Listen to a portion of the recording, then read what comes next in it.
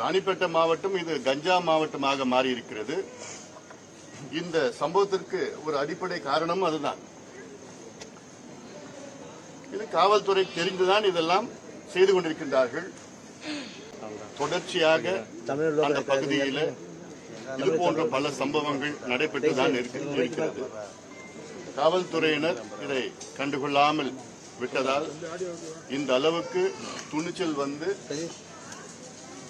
எங்கள் கட்சியை சார்ந்த 2 நபர்களை பெட்ரோல் ஊற்றி திட்டமிட்டு கொளுத்திய ஒரு கொடூரமான செயலை தமிழ்நாட்டில் நாம் பார்த்துக் கொண்டுதான் இருக்கின்றோம்.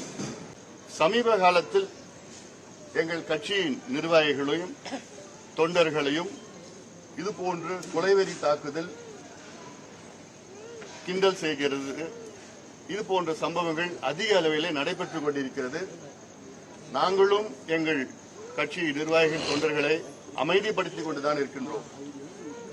கடந்த காலம் போல் இருந்தால் வேறு விதமாக கலவரமாக மாறும்.